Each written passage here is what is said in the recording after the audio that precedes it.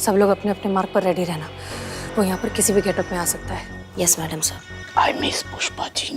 हम तो चले जाते ना, तुम भी साथ में उनका बीमार सासू माँ का सेवा करने। पुष्पा जी की सासू माँ कितनी खुशनसीब है ना, कि उन्हें ऐसी बहू मिली है कि तबीयत खराब हुई तो तुरंत एक फोन कॉल पे पहुंच गई सेवा करने। तो तुमको क्या लगता है संतू कि हम अपना सासू माँ का देखभाल नहीं करते हैं? बस कीजिए आप लोग, ये सास बहू का ड्रामा बाद में करना, अभी काम पर ध्यान दीजिए सब लोग। जी मैडम सर। आइए डॉक्टर बताइए। सच कभी कभी अविश्वसनीय होता है, पर होता जरूर है। बस थोड़ी देर और नागिन इस नागमणि से बाहर आ जाएगी। अच्छा जीती सुन ना, अगर तुझे कोई ऐसी इच्छाधारी नागिन मिलती और तुझे तेरी इच्छा पूछती तो तू कौन सी इच्छा पूरी करवाता? ये भी कोई पूछने वाला बात है संतू जी? आई तो कंफर्म है ना कि हम भी घर बसाते नागिन के साथ, मासूमियत के साथ। ये इच्छाधारी नागिन ना तेरी ये इच्छा कभी पूरी नहीं कर सकती। सांप के जहरीले अंडे, चुप हो जाओ नहीं तो तुम्हारा ना आखिरी इच्छा भी नहीं पूछेंगे हम। चुप रहो, मिशन पर ध्यान दो। देखो उधर देखो।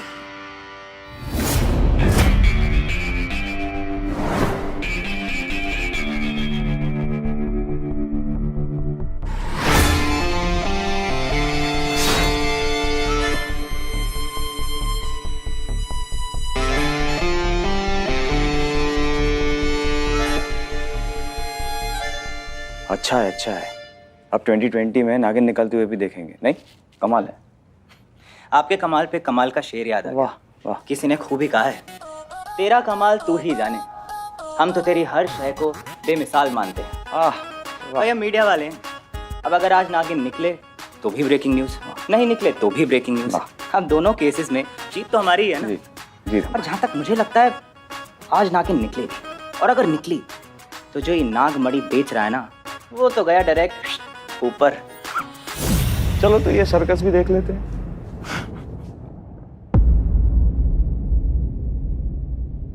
अरे ये देखिए, ये है इस नागमणि की नागिन। मैं नागिन हूँ और यहाँ पे बदला लेने आई हूँ, और मेरी दिव्य शक्ति कहती है कि वो यही कही है जिसकी मुझे तलाश है। मेरा दुश्मन जिसने मेरी नागमणि बेचकर मेरा अपमान किया है, छोड़ूंगी नहीं मैं उसको।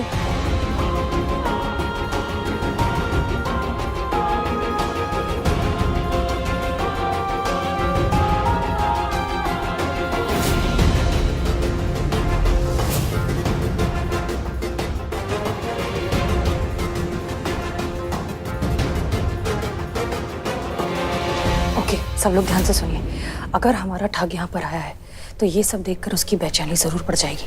फिर उसे दवाई लेनी होगी जिसका असर ठीक 2 मिनट बाद होगा। सब लोग प्लीज अलर्ट रहिए, वो कभी भी हमारे सामने आ सकता है।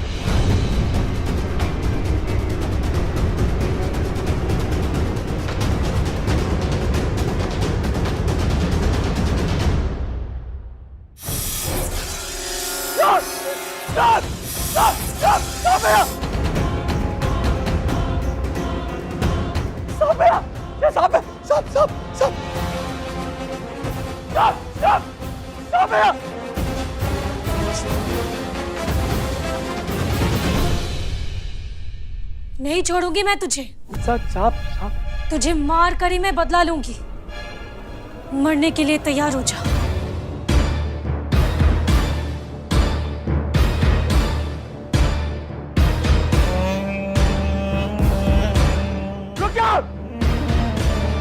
नहीं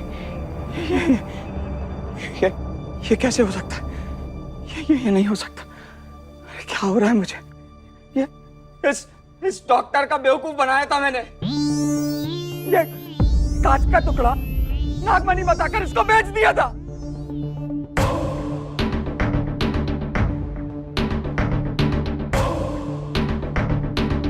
ये नहीं हो सकता, झूठ है ये, झूठ।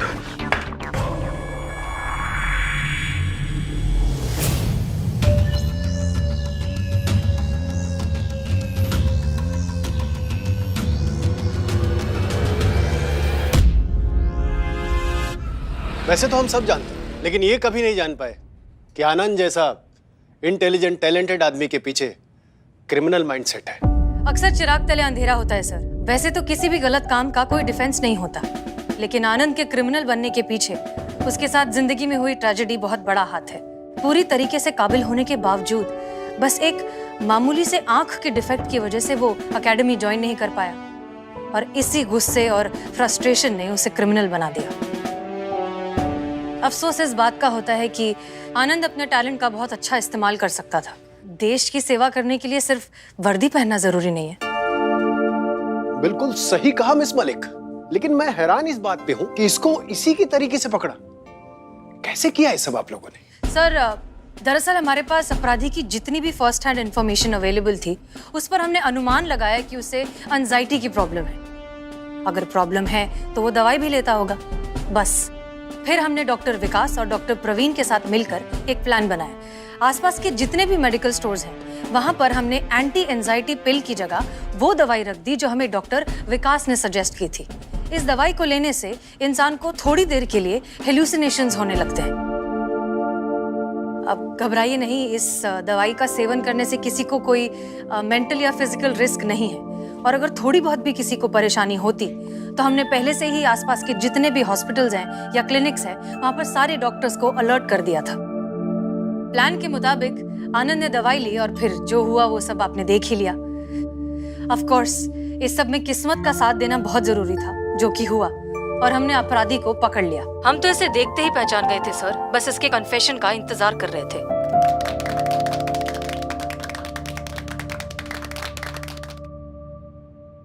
मैडम सर, इतना कुछ हो गया, हमारी जनता चाहती है कि वो आपके थ्रू इस केस के बारे में कुछ जाने। कुछ कहना चाहेंगी आप? बस यही कि इस तरह के केसेस में जितनी गलती आनंद जैसे क्रिमिनल्स की है, उतनी ही गलती हमारी भी है। सब कुछ बहुत जल्दी से पा लेने का लालच या लॉटरी जीत जाने का लालच, ये लालच हमें कमजोर बनाता है। और आनंद जैसे क्रिमिनल्स तो बैठे ही हैं इस बात का फायदा उठाने के लिए। हम ये बात भूल जाते हैं कि कुछ भी पाने के लिए थोड़ी सी मेहनत, थोड़ी सी मशक्कत तो करनी पड़ती है। तो मेहनत करिए and have a happy Diwali. Thank you.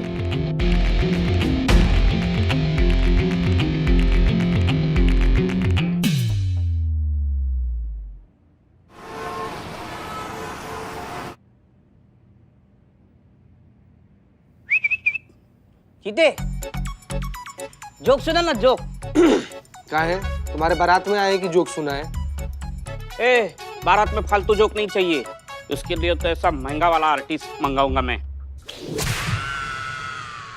चीते, मैं सुनाऊं जोक? बिल्कुल भी नहीं बाबू, चुप रहो तुम वहीं पे। अच्छा, मैं सुनाता हूँ जोक। चीते, रजिस्टर हुआ अब? संतोष जी, रजिस्टर होता रहेगा, पहले ये जोक सुनो, जोक ऑफ द डे सुनो। सुनो तो एक बार क्या होता है, जेलर कैदी को कहता है कि कल सुबह तुम्हें 9 बजे फांसी दी जाएगी। तो कैदी कहता है ये हो ही नहीं सकता। पूछो क्यों? क्यों? क्योंकि कैदी कहता है मैं उठता ही 10 बजे हूँ।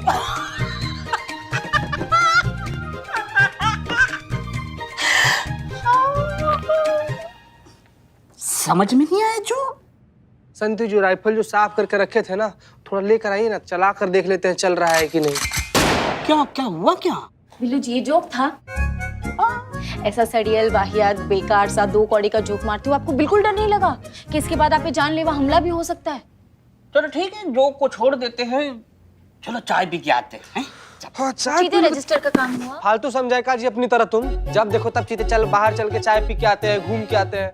एक शब्द और बोले ना हमको तो सरकारी काम में बाधा डालने का जुर्म में ऐसा एक्सटेंशन हो जाएगा। करिश्मा मैडम के हवाले कर देंगे। अब चुपचाप खड़ा रहो।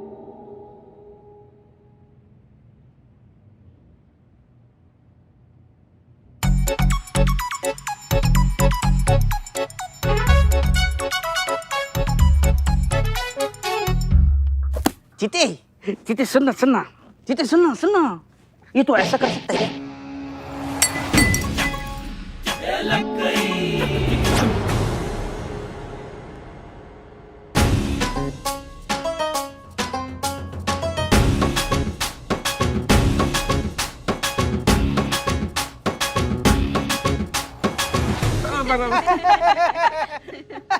क्या हुआ?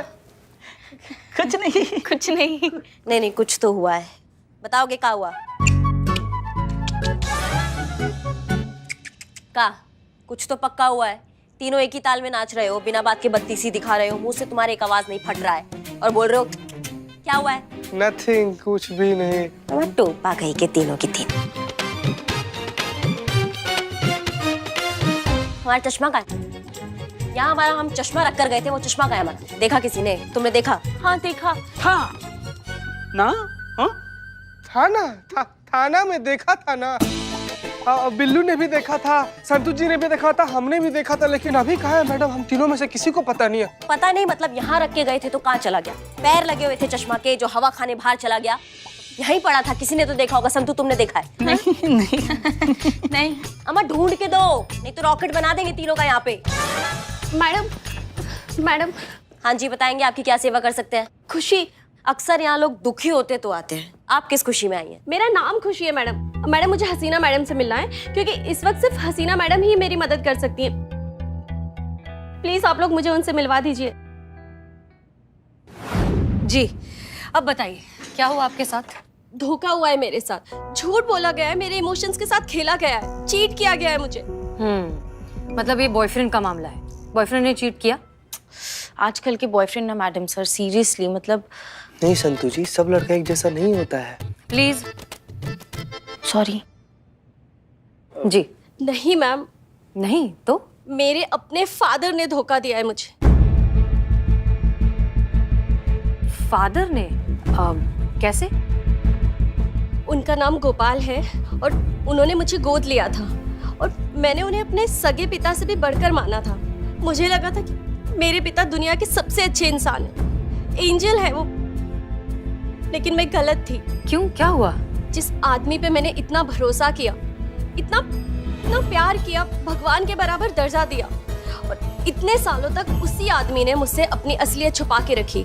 लेकिन आज उनका सच मेरे सामने आ गया। जब से उनका वो सच मेरे सामने आया है, मुझे उनसे और अपने आप से, दोनों से नफरत हो गई।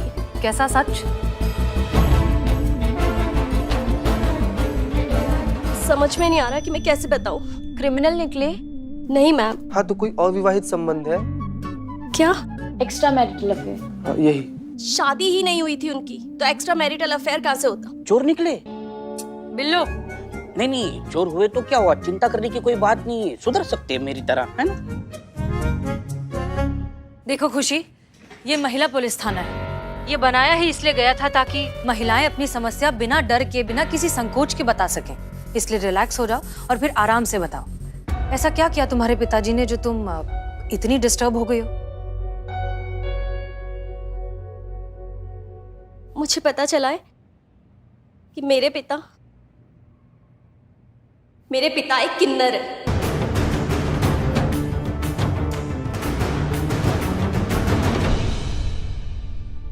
जो खुद को पुरुष दिखाने की और जताने की पूरी कोशिश करते हैं, जो कि वो है नहीं। आज जब मैं अचानक कॉलेज से घर जल्दी वापस आ गई, तो उनका वो सच मैंने अपनी आंखों से देखा। आज मैंने उनको आईने के सामने मेकअप करते हुए देखा, और मेकअप करते समय उनके हाव भाव भी बिल्कुल औरतों की तरह थे। मुझे तो अपनी आंखों पे विश्वास ही नहीं हुआ। और फिर मैंने उनकी अलमारी की तलाशी की, जहां पे मुझे एक डायरी मिली, और उस डायरी में उनका सारा सच है और उनके किन्नर होने का पुख्ता सबूत। शर्म से मेरा सर ऐसा झुका कि मैं खुद से भी नजरें नहीं मिला पा रही हूँ। क्यों? किन्नर होना कोई गुनाह तो नहीं है, ये किसी के भी साथ हो सकता है, इट्स वेरी नेचुरल। हाँ, उन्हें छुपाना नहीं चाहिए था, ये उन्होंने गलत किया, लेकिन इसमें शर्मिंदा होने वाली क्या बात है? खुशी, अपने घर जाओ और अपने पिताजी से डायरेक्टली बात करो। तुम उनकी बेटी हो, ये तुम्हारा अधिकार है। नहीं मैम, मैं अकेले उनके पास नहीं जाना चाहती हूँ, इसलिए तो मैं आप लोगों के पास यहाँ पर आई हूँ। आप प्लीज मेरे साथ चलिए।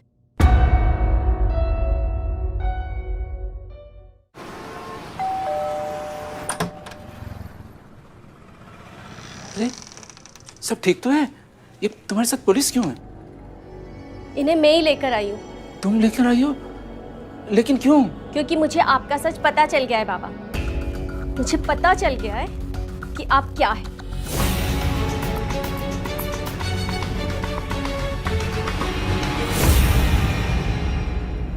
मिस्टर गोपाल, प्लीज संभालिए अपने आप को, हम यहाँ आपको सपोर्ट करने के लिए आए हैं। प्लीज घबराइए मत आप बैठकर बात करें। जिसको आपने अपनी बेटी माना, उसी से आपने सच छुपाया कि आप अलग हैं। क्या छुपा लिया मैंने? और क्या बता देता तुम्हें? तुम इतनी छोटी बच्ची थी कि तुम्हें क्या समझ में आती? मेरे दुनिया से अलग होने की वजह से मेरे पिताजी शर्मिंदा ना हो, इसलिए हमने घर छोड़ दी। लेकिन गोपाल जी, बाहर का दुनिया से तो घर वाले बेहतर है ना? बिल्कुल। बाहर की दुनिया बहुत ही क्रूर और निर्दयी थी, लेकिन मेरे पास कोई दूसरा रास्ता नहीं था। मैं लड़ा, जैसे जी सकता था जिया। जीवन में हमेशा अकेलापन खलता रहा, सूनापन महसूस कर रहा था। समझ में नहीं आ रहा था मैं क्यों जी रहा हूँ, क्या मकसद है। तभी एक दिन सड़क के किनारे मुझे एक लावारिस बच्ची रोती हुई मिली। मैंने उसे उठाकर अपने सीने से लगा लिया। मुझे लगा मुझे दुनिया मिल गई। मेरा वो तन्हाई, अकेलापन सब क्षण भर में गायब हो गया। सच कहता हूँ, मैंने अपनी ईमानदारी से इसके माता पिता को ढूंढने की कोशिश की, लेकिन वो लोग नहीं मिले। मैं इसे अपने घर ले आया। मैंने तय कर लिया कि मैं इसे पाल पोस के बड़ा करूंगा। बड़े प्यार से मैंने इसका नाम खुशी रखा और सोचा कि इसे जिंदगी में हर वो खुशी दूं जो मैं इसे दे सकता हूँ। इसे पालने के लिए मैंने अपने आप को पूरी तरह बदल लिया। बहुत मुश्किल होती थी मुझे, लेकिन मैं दुनिया को जाहिर नहीं होने दिया। मैं हमेशा मर्द बन के रहा, लेकिन जब ये नहीं होती थी घर पे, मैं अकेला होता था तो मैं अपनी चाहत के हिसाब से जी लेता था। मुझे नहीं पता था कि इसे सब कुछ पता चल गया। मेरे वर्षों की तपस्या बेकार हो गई। बेटा, मुझे माफ कर देना। मिस्टर गोपाल, आप क्यों माफी मांग रहे हैं? आपने तो वैसे ही जिंदगी जी जैसे आप हैं। किसी को कोई हक नहीं है ये बताने का कि आपको अपनी जिंदगी कैसे जीनी चाहिए। ये आपकी जिंदगी है और आप तय करेंगे। और तुम, उम्मीद है तुम्हें समझ आ गया होगा कि तुम्हारे पिता ने तुमसे ये सारी बातें क्यों छुपाई। तुम शर्मिंदा हो इन पर। तुम्हें गर्व होना चाहिए कि उन्होंने तुम्हें सड़क से उठाकर इतनी अच्छी जिंदगी दी। तुम्हें गर्व होना चाहिए कि तुम इतने अच्छे इंसान की बेटी हो। मिस्टर गोपाल, हमारा काम खत्म, हम चलते हैं। प्लीज प्लीज मुझे यहाँ पे अकेला मत छोड़ के जाइए। मैं इस इंसान के साथ 1 मिनट भी नहीं रहना चाहती हूँ। इनसे कहिए कि यहाँ से चले जाए। एक सेकेंड, वो काहे जाए यहाँ से? ये तो उनका घर है ना, मालिक है वो इस घर के। अगर किसी को इस घर से जाना चाहिए तो वो तुम हो जिसको जाना चाहिए। अगर सड़क से तुमको नहीं उठाते आज तो तुम कहाँ होती, तुमको पता भी है? आज तक मुझे भी यही लगता था, पर अब मुझे लगता है कि ये सब इन्हीं का किया धरा है। इन्होंने ही मुझे मेरे माँ बाप से छीना या चुराया होगा ताकि मेरे जरिए ये सोसाइटी से अपना सच छुपा सके। अम्मा तुम ना, नहीं, आप कुछ मत कीजिए प्लीज। बच्ची है, गलती से बोल गई। देखो बेटा, तुम मेरे साथ नहीं रहना चाहती, कोई बात नहीं, लेकिन उसके लिए तुम्हें यहाँ से जाने की जरूरत नहीं है। ये घर मैंने सिर्फ तुम्हारे लिए ही बनाया था। तुम्हारी खुशी से बढ़कर क्या है मेरे लिए। अगर कोई यहाँ से जाएगा तो मैं जाऊंगा, तुम यहीं रहोगी। बस अपना ख्याल रखना।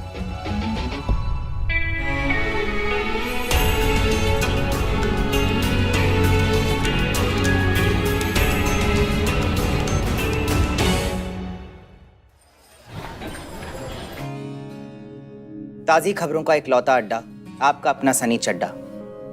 आई नो आपको लग रहा होगा कि आज सनी चड्डा की आवाज़ और अंदाज में बदलाव क्यों है। वो एनर्जी, वो जज्बा, वो कहाँ गायब है जिसकी वजह से सनी चड्डा पूरे वर्ल्ड में फेमस है? तो जवाब है आज की ताज़ा खबर जो मुझे अभी अभी मिली है और मैं आप तक पहुँचा रहा हूँ। दोस्तों, आज तक तो हमने सुना था कि माँ बाप अपने बिगड़े बच्चों को अपने घरों से बेदखल कर देते हैं, पर आज मैंने पहली बार सुना कि एक औलाद ने अपने पिता को अपने घर से बेदखल कर दिया। वो पिता जिसने अपने औलाद को सड़क से उठा के अपने गले से लगाया, अपने दिल में जगह दी, आज वही बेटी अपने पिता के साथ रहने में शर्मा रही है, डर रही है, क्योंकि उसके पिता किन्नर हैं। और अंकल जी, आपको अपनी बेटी पे गुस्सा नहीं आ रहा? क्यों आएगा गुस्सा? बच्ची है, कुछ भी बोल जाती है। आप प्लीज उसके बारे में उल्टा पुल्टा मत बोलिए। मेरी बच्ची दिल की बहुत अच्छी है, लाखों में एक है वो। और जहां तक घर छोड़ने की बात है, अगर मेरी खुशी को मेरे घर छोड़ने से इतनी सी भी खुशी मिलेगी तो मैं से 1000 घर उस पर कुर्बान कर दूंगा। और मुझे लगता है कि दुनिया का कोई भी पिता यही करेगा।